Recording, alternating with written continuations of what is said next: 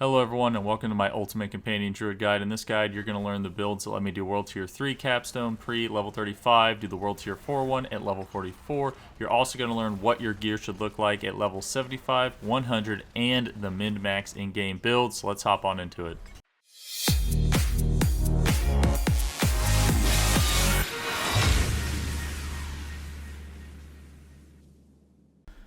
Alright, so this is going to be the leveling portion of the build. If you're not interested in learning how to do the capstone dungeons super early at level 31 for World Tier 3 and then level 44 for World Tier 4, you can skip this part. So the main thing when it comes to doing this is just having your aspects together. If you want to do stuff like that fast, you should be doing things that get you legendaries. This season, it actually turned out to be doing the mini dungeons and hell tides.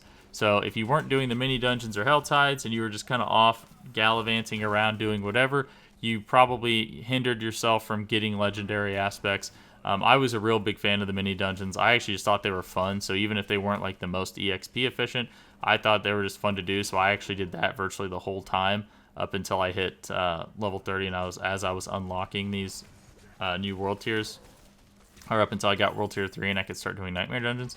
So yeah, so I had Aspect of the Alpha. I had Shepherd's Aspect, which you can get this one from Bloodsoaked Crag. This is just an unlockable one that's going to increase your companion damage. I had Moonrage Aspect. I had Ring of the Stampede. I believe I had all of these when I went into World Tier 3.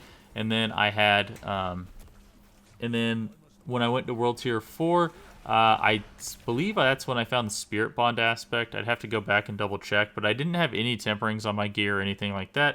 When it comes to doing World Tier 3, I just had aspects together, so I just did a ton of damage and was just one-shotting everything, right?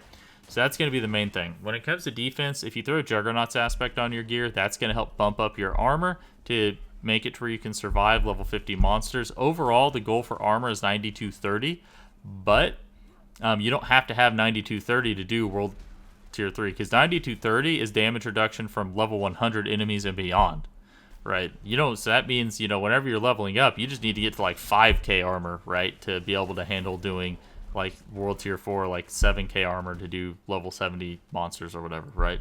So keep that in mind. Just be increasing your armor.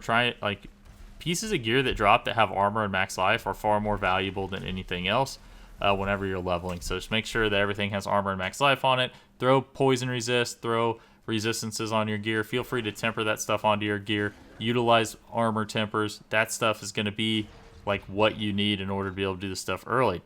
For defensive aspects, you can use Spirit Bond Aspect. That's going to give you a 17.5% damage reduction, and your companions won't be able to die. Then you can use Skinwalker's Aspect. You actually can get this one from Fading Echo and Kyrgyzstan. So when you use a shapeshifting skill, that's going to change your form, heal for 20% of your max life, and then if you're at full life, you'll actually gain that much as Fortify. I was actually a fan of this one back in Season 1. It turned out to not be as good way back then, but it got buffed recently, so I looked at it again, and I was like, this is actually really good. Like, this is actually pretty solid again. I was actually a pretty big fan of this way back in the day, though, as well. Then we have Aspect of the Wild Rage. This is going to make your companions get double the bonus from your Bestial Rampage key passive. Then you want Juggernaut's Aspect. And you can also use, like Aspect of Might. Or like if you don't have this one, you could use Aspect of Might. You can unlock that from a dungeon as well. I believe it's over in Kyrgyzstan, over by that main city, actually, where you unlock the Aspect of Might one. So yeah. So that's going to be the leveling build when it comes to the skill tree. And you can see here that I have maxed out resistances and maxed out armor for World Tier 4, even though I only have on mid-tier Sacred Gear. So it's just to show you, you can get to those numbers. So, and my Paragon is also going to be around that. I'll go over that in a second. So, Claw, Enhanced Claw, Wild Claw, really good lucky hit coefficient for proccing Pack Leader. Pulverize, it reduces everything's damage. Shred is just not that great. I don't really recommend it anymore. I tried to see it, but as I was using it, I realized after getting Aspect of the Rushing Wilds that it doesn't, you can just run. You don't need to dash. You really don't need the dash. The dash is clunky, awkward. This also has a 20% lucky hit chance. It's just overall really not that great. I just don't really recommend it at all anymore. I know there's a lot of people that were recommending it last season, and I was saying, nah, just go Pulverize. Well, I think even on, I even went the other day and I looked to see what Maxroll was doing, and even they switched to the Claw and Pulverize, like I've been saying to do, since last season, that it was better. But anyways, that being said, keep moving on. So we have Predatory Instinct, Iron Fur, this for movement speed. I don't even want to try to pronounce that. Ancestral Fortitude for 15% increased resistances. I don't really use Vigilance anymore because it's extremely hard to keep it up. Unfortunately, and not only that, they actually buffed the resistances of Heightened Sense and stuff like that. So, and they made it sure you can get more ranks of Heightened Senses on Wild Heart Hunger. So, like, you really don't need this anymore. If you want, you can use Bloodhowl, and that's going to be the way to keep this up the most because this has built-in CDR, but it's really hard to get your CDR down to where you can be using defensive skills enough to actually activate this. So I have just essentially dropped it from the build entirely.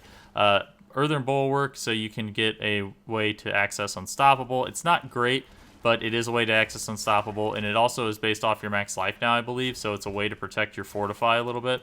Or otherwise, you can just use Bloodhowl, and then you can use increased Bloodhowl attack speed or innate Bloodhowl to give you Spirit, depending on what level you're at.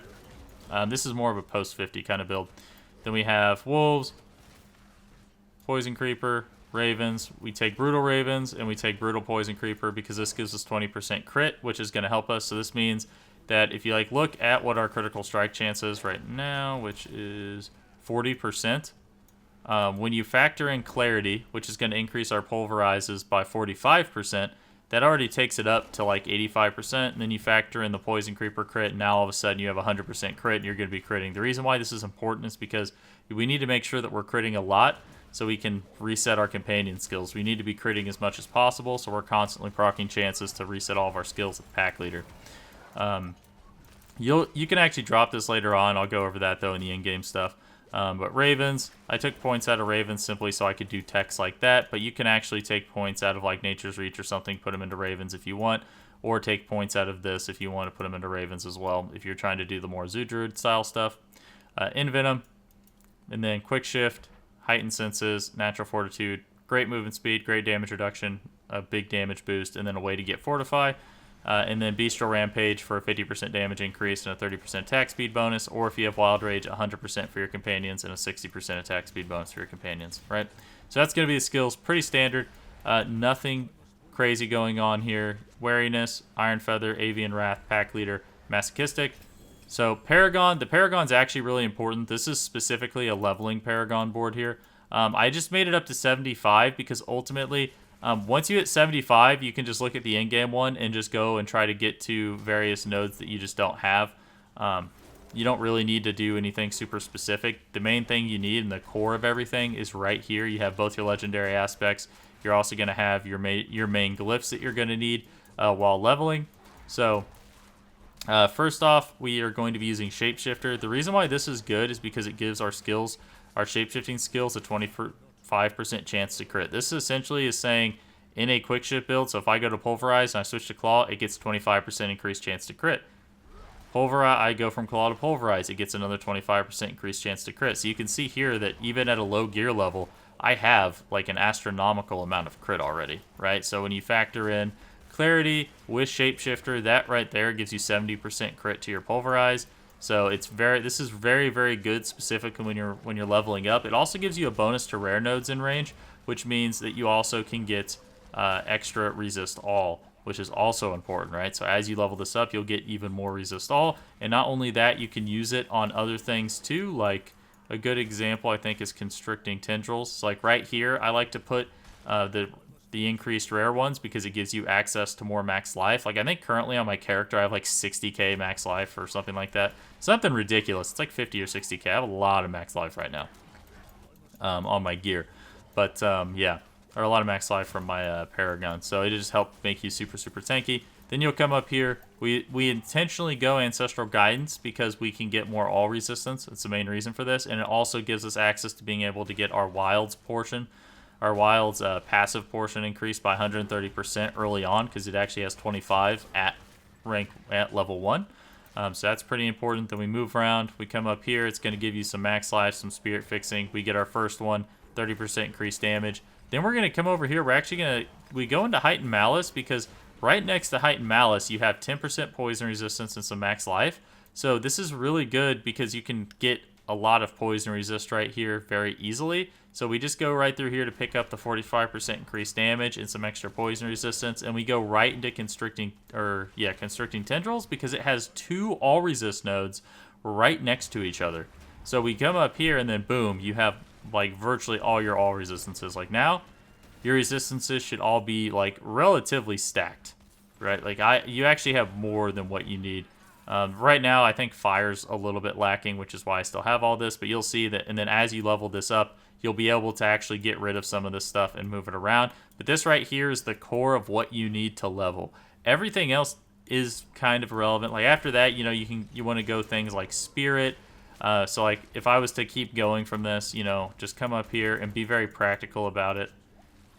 You can come over here, click this drop down, go to the min-max build. You can see all the glyphs I'm using for that, but you can see here, then you can just come up here. You can throw something in here like spirit. You can see it's like bam. I believe spirit has, let's see, I'm at 25, and I think if I take this down to level 1, you'll still be at 25. See, so you go up here, you can get spirit, and just start thinking about going to nodes and stuff like that, that you can get your damage glyphs and stuff on. The glyphs for Druid, unfortunately, are pretty bad in my opinion. I actually think Druid has one of the worst Paragon boards. So when it comes to leveling, just make sure you follow this first path so you can hit your all resistances very easily. And then, and then move on to the level 100 and then start working from there, okay? But anyways, that's going to do it, I think, for the leveling build. I think I was pretty overall descriptive on what to do there. So now let's move on over into the min-max build.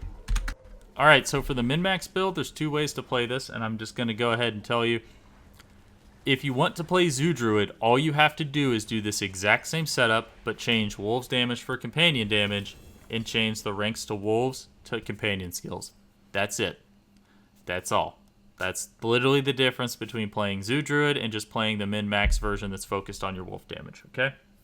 So, but on another note, if you are tempering and you get companion damage, let's say right here I got a good companion damage roll, stop tempering and just take the companion damage because it's not that much different from wolf's damage. Like, the difference between this is like 10%, I think. Let's see, let's go to companion damage. 137. You're talking about 15% additive damage. Additive damage is not as good the higher up you go. Don't brick pieces of gear because you're trying to find like an amazingly rolled wolves damage one. Where if you get a high companion damage roll, take it. If you get a high wolves damage roll, just take it. Don't waste your time bricking good items. Just trying to really go that far with it, okay? So, now I do have no uniques here, but I do have one unique, and that's just because this one's very easy to get. So, if you are level 100 and you've been doing Nightmare Dungeons, you'll get Distilled Fear. Go to Beast in the Ice and get this as soon as possible. This is very important because you'll see how it was reworked and it has a new effect. Lucky hit chance for Pack Leader Spirit Boon is increased. So if you go down here to Pack Leader, critical strikes have up to a 66.6% chance to reset the cooldowns of your companion skills. Remember that being 25% before? That's what this does. So this is very integral to the build, and it's very easy to get off of just doing regular Beast in the Ice. You don't have to do Tormented Beast in the Ice. Go up there and just do regular Beast in the Ice and just get a pair of these pants as quick as you can. It's very important, right? Just try to make sure that they're 925. Like, you can put off getting this until you're high enough level to get, so when you go to Beast in the Ice, it'll actually be a 925 piece. But it is very important that that you get this. So this is going to be the one unique, and I guess in the so-called unique list build. Because in the actual full-blown unique one, there's 2 more added to this. But so let's go ahead and hop on over onto the build. So we have Aspect of Spirit Bond. So 17.5% of the damage you would take is redirected across your companions. Your companions cannot die. If you want to throw a max life gem in this, you want max life, wolves, armor, total armor, and wolf attack speed. You can also go CDR, wolves, and armor, but you have to do armor here. It's very important that you get the majority of your armor from this piece of gear, which you will be able to do. So that's very, very, very, very important for that. Once I show you the with uniques, it'll make more sense. So then we want Skinwalker's Aspect. When you use a shapeshifting skill, you're going to heal for 20% of your max life. This is just really good, and I really like it. It keeps you healing nonstop a ton. You can also go Aspect of Might here if you don't have Skinwalker's Aspect, even though both of these are unlocked. at a dungeon. I mean, I don't recommend using this if you have like a 5% roll on it. You really only want to use this if you have a high rolled Skinwalker's aspect. Otherwise, you probably should just use Aspect of Might. Go max life, willpower, resist all, max life, wolf attack speed. Oh, also, you want your greater affix to be on wolves, and then you want all your temperings to be on wolves. Do not fret so much about greater affixes. They do not make as big of a difference as you think. So, like, the difference between having this as a greater affix is 1. So remember that. So don't like just avoid masterworking this until you find a greater affix one. Just go, if you have one that has plus like 4 ranks to wolves, just go ahead and do it, okay? Yeah, so that being said, moving right along, so you're going to want your greater affix on max life, and then put your temperings on the max life. If you're utilizing this, then you want max life temper, and then wolf attack speed. Down here, you want Aspect of the Wild Rage, you want attack speed, willpower, you want crit chance, you want your greater affix and your masterworks onto your critical strike chance, you want wolf damage and wolf attack speed. If you're doing the Zoo Druid build, which I am going to have it right here, you can mix in things like Raven's attack speed and stuff like that. I actually need to go fix it real fast, but I actually do have the proper tempers here, so you can go Raven's attack speed, then you can go Raven's active size, and then yeah, you can Raven's active size, and then you can go... actually, that's really going to be it, because you still want Wild Heart Hunger in the Zoo Druid version as well. But yeah, so just remember to change the temperings to what you like. Zoo Druid is not going to be the min-max version, so really change it to whatever companion temperings that you like for your certain playstyle, because Zoo Druid is more of the one you're doing, because you don't care if it does the most damage. It's more of like a fun thing, right, for you. Now, it's not bad, and it's not like that far beneath wolves, but it's not going to be do as much damage as wolves, okay? All right, so yeah, you want Beast or Wild Rage aspect on that, wolves damage, wolf attack speed, Storm's Companion. So this thing is actually bugged, unfortunately. I have ranked this up to 8 on the live server, and I have also masterworked it, and I've gotten 2 masterworks on it, and it's still at 5, so I don't know if they nerf this to where you can't increase this or if it's bugged, but currently your wolf's thing is not increased, so if you do masterwork this, you're probably going to want it on your lucky hit chance for Spirit Boon, but I really wouldn't even worry about masterworking this until they fix that bug.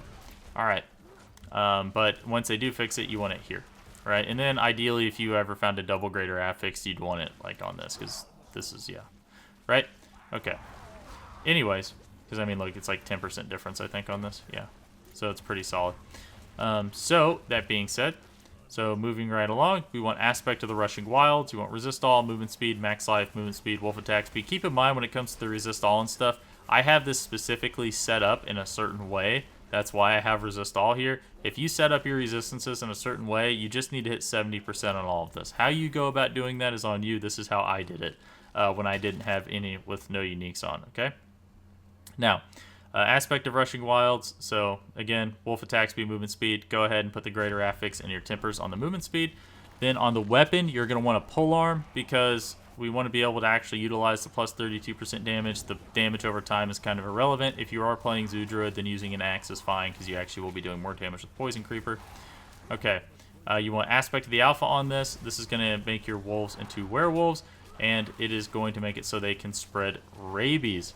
So Pulverize, Wolves damage, Willpower, Critical Strike damage, and Max Life. And then you want the Greater Affix and the Temperings, or the Masterworkings on Willpower. The Amulet, this is going to be the hardest thing for you to get. I currently have one that has Call of the Wild and Envenom and Max Life on it.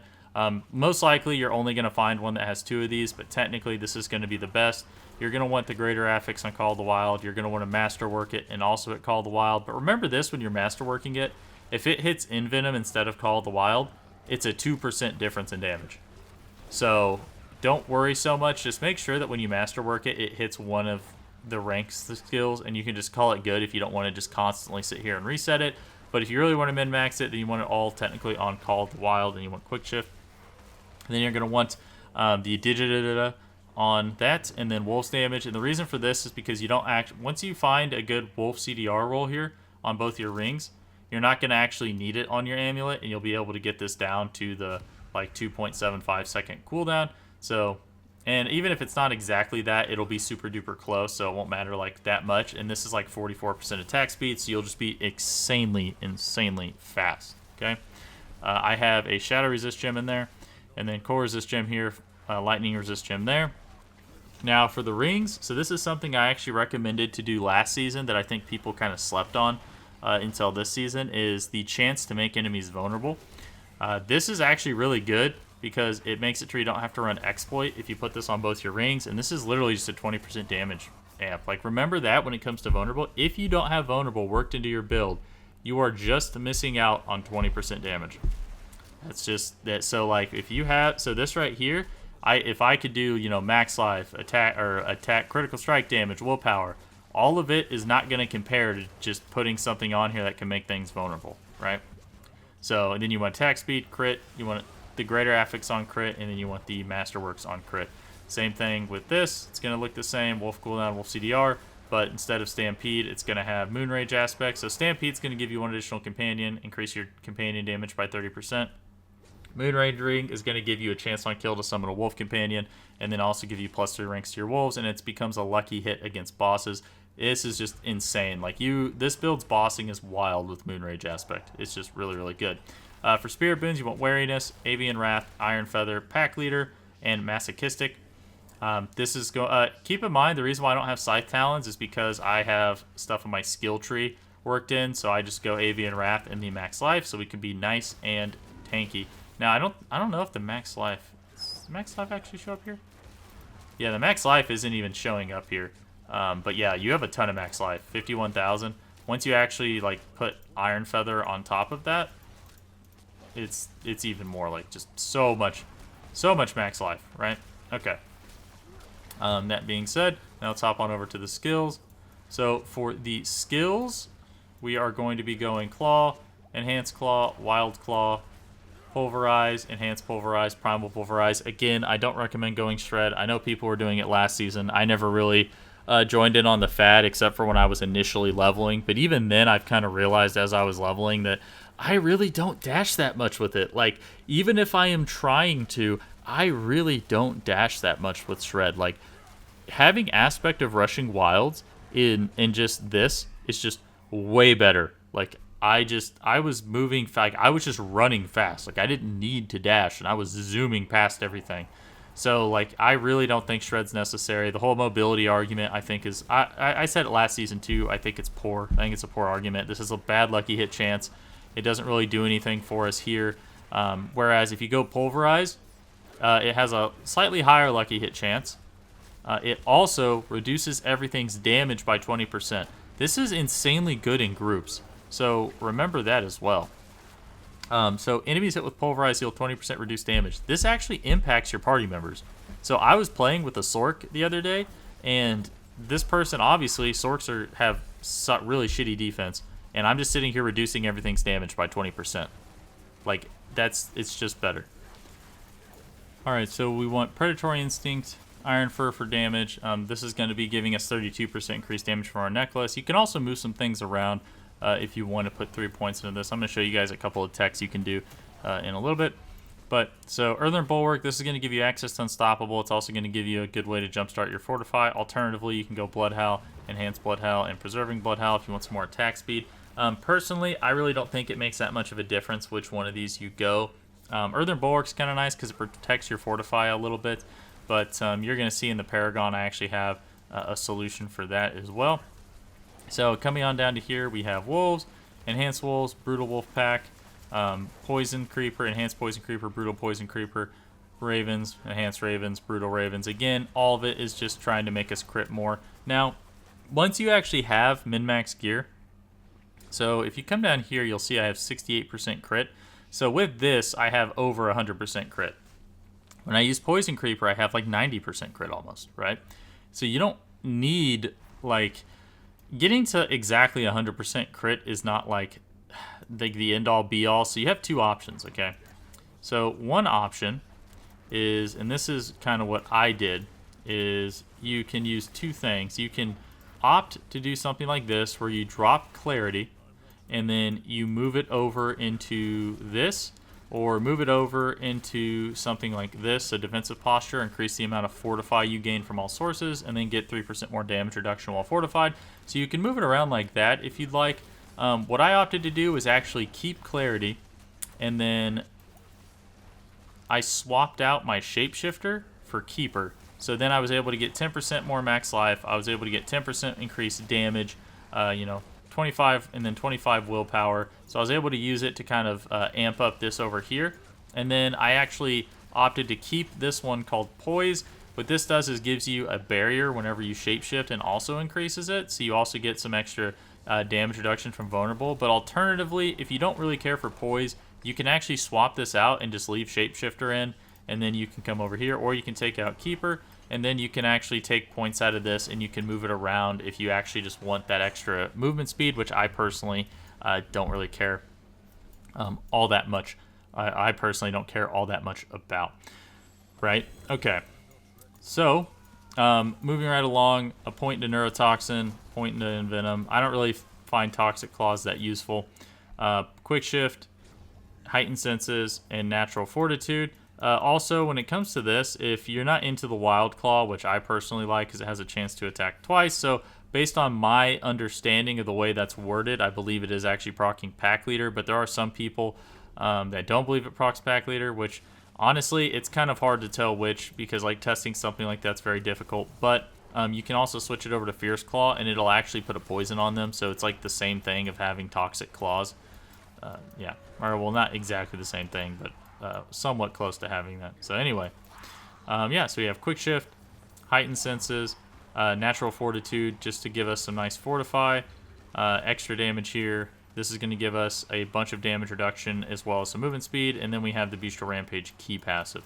So this is what the no uniques version. So now let's go ahead and hop on into the just totally like nuts with uber uniques and everything version. And don't worry guys, I am going to go over the Paragon for both of these, but the Paragon between this one and the other build is actually insanely similar. There's just one key difference, and I'm going to go over that when I go over the Paragon here in a second. But so now we have the exact same build, but we have two more uniques added in. So the first one that we have is Tyrael's Might. This is absolutely bonkers. So you have 54% damage reduction, you have 24% move speed, almost 90% all resist, and 10% max resistances. Not only that, when you cast a skill, you unleash a Divine Barrage, dealing 6,300 damage. That is just bonkers daddy nuts. Like, oh my gosh, that's good. So when you put this on, you no longer are going to need any of these things, right? So what ends up happening is if you are missing any armor, you can actually put armor on. You can actually put armor gems in here to help shore up your armor, right? Because right here, look over here, I'm like 40% away, 65, 123, 45% away, 65% away. So I'm actually like, I don't really need any of these anymore, right? So keep that in mind. The 54% damage reduction obviously is going to be what you want the Greater Affix on and all your Masterworks on. The difference between it is about it's about a 10% difference if you don't have the Greater Affix, so it's not like a crazy deal. You still get 44% damage reduction. We don't need Skinwalkers anymore. The idea behind this is because we're getting all this extra defense, we don't necessarily need all of this healing. And I also you'll notice that I actually switched to Bloodhowl for this version, and that's actually because that gives us a way to heal, similar to what Skinwalkers was doing, okay? The other change is going to be Wildheart Hunger gets added in. So you get movement speed, you get heightened senses, shape-shifting attack speed, and cold resist, right? Now, it seems like you actually do not get a whole lot of movement speed out of this, but actually you do. So I put the Greater Affix on the movement speed because putting the Greater Affix on heightened senses only increases it by 1, which is roughly 6% damage reduction, I believe, and then a little bit of movement speed, like 6% movement speed or something like that. But if you come down here, you'll see that with the increase to heightened senses, we get 27% damage reduction, and Werewolf grants 18% movement speed each for 6 seconds. But bonuses are doubled while both are active. So that means I get 54% damage reduction, and I get 36% movement speed when both of these are active. That is insane. Not only that, you get a 60% stacking damage buff from the Wildheart Hunger's unique effect. When you shapeshift into a werewolf or werebear, you gain Wildheart. Wildheart grants you 3% stacking damage every 2 seconds, up to 60%. So you get a 60% damage buff, a 54% damage reduction, and a 36% move speed buff. That is absolutely crazy. That is truly wild, right? Like, these boots are amazing. You're going to want to use these in Zoo Druid as well. So you do end up having to give up a decent amount of tempers. And that's ultimately why Zoo Druid is kind of going to be struggling, I think, compared to the other ones. That, and then, you know, Ravens and Poison Creeper just not doing as much damage. Like, Poison Creeper is good specifically against white enemies, but Ravens doesn't really do any damage, and their damage falls off against unless you like invest a lot of resources. So putting things like Bane, Tracker, Poison Creeper duration, like all these different things into them, they don't really do a whole lot of damage to elites, and they never will. Even if you put all the resources into them, will never do as much damage as wolves. Wolves is bonkers. Like, I am not at this min-max point yet, but I can tell you right now that my wolf active is, I have seen it hit for as high as 80 million on a single wolf. That is wild. So, like, keep that in mind. Like, the wolf active is absolutely nutty. My wolves are auto-attacking right now for like 20 million a piece. And based on, like, so from what I have here, I don't have Tyrael's Might. I don't have Quick Shift on my amulet. I also don't have a Wild Heart Hunger yet. I still have not found one of those. I also, Storm's Companion's bugged. And I also don't have, my wolves up to +8. It's only at 3, because I got like out of the 3 to 4 you can get or whatever. I only got a 3, so out of the 2 to 3, I think it rolled a 2 whenever I found that. So yeah, so I have a lot of damage to go, and that's how much damage I am currently dealing with this build. A lot of people, you know, I've already seen some people like dog on Companion Druid, but I can tell you right now, like, if this, like, I'd have to go look, because I haven't done a whole lot of research on how, like, the other builds are performing yet, like Wind Shear and stuff like that, but this is easily one of the top 3 builds. If this is not the best build, it's going to be pretty close to the other builds. Like, it's going to be just crazy strong, right? All right. So, yeah, that's going to be the main differences, though, is just that. So now, again, you can swap out these with armor gems. If you need. Now you can see here I actually have enough armor. I'm at the 9408. That's why I don't have these swapped out. But if for your setup or whatever you're doing, you need it, you are no longer going to need these. Tyrael's Might is going to keep you at freaking 80.9% on these. So yeah. All right, but now let's go ahead and let's hop on into the Paragon. All right, let's go ahead and hop on into the Paragon here. So first off, when it comes to Thunderstruck, Storm's Companion is tagging them as this. However, they are not actually benefiting from anything Storm yet. So if they do fix that, you're going to want to take this right here and just put it down here into Thunderstruck, or you can take this over here and put it down into Thunderstruck, whichever one you would like. Personally, I'd probably do this one and keep the max life, and then if I was still feeling like, if I felt like I was dying more, then I would try out switching out the max life and keeping the extra damage reduction while fortified. Okay. So right here we go Territorial. Now this is probably the most awkward spot that we have here, and it's because we want to make sure that when we're using things like Keeper or Poise, we're getting a lot of value out of that increased rare node. We don't really get it there, so we're not going to throw Keeper or Poise here. We're just going to put Territorial here. We get 10% damage reduction. We don't really care that much about getting extra damage from this. It's kind of whatever. So this is kind of wasted. We don't get a whole lot of benefit from our rare nodes in this one, but there's not really anything that would change that.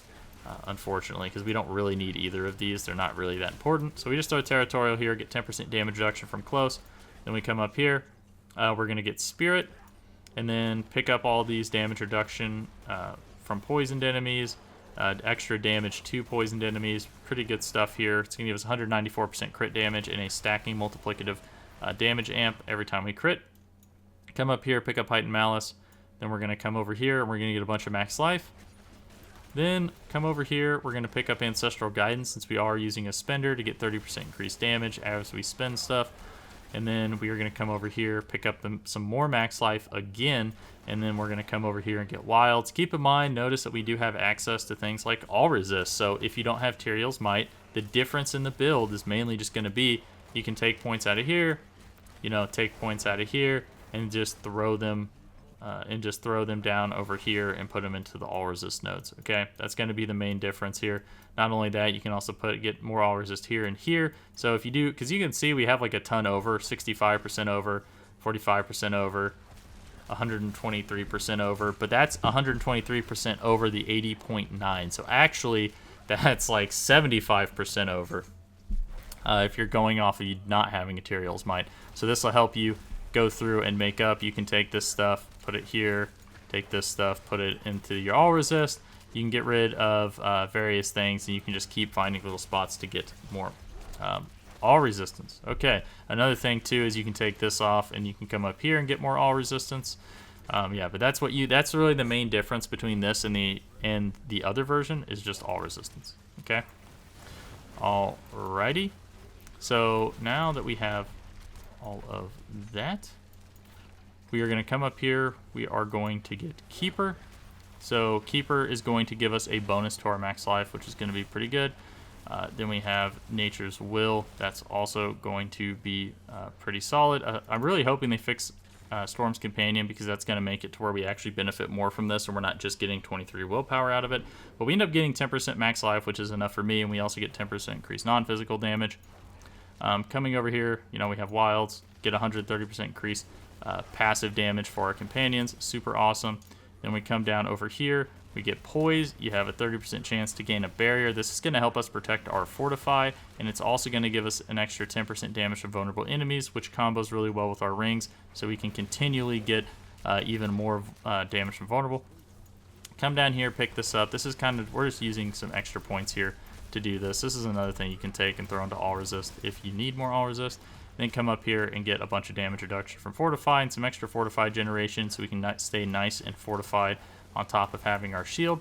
And that is going to do it for our Paragon. This is going to be probably the best Paragon board I was able to come up with. I'll keep, obviously I'll keep looking at it, see if there's anything I can change, but I think this is going to be pretty close to like as good as it gets. So, but anyways, guys, yeah, that's going to do it for the Paragon. Alright guys, well that is going to do it for this video. You'll see here I have 4 different things. So I have the leveling build example, I have the min-max in-game, and then I have the min-max with no uniques, and then I have the Zoo Druid. I do need to come over here and fix the Zoo Druid. It looks like something got a little jacked up, but I'll have it fixed before this video goes live. So anyways guys, I hope this was helpful. Thanks for watching. Like, subscribe if you want to see more, and I will see you next time. Thanks.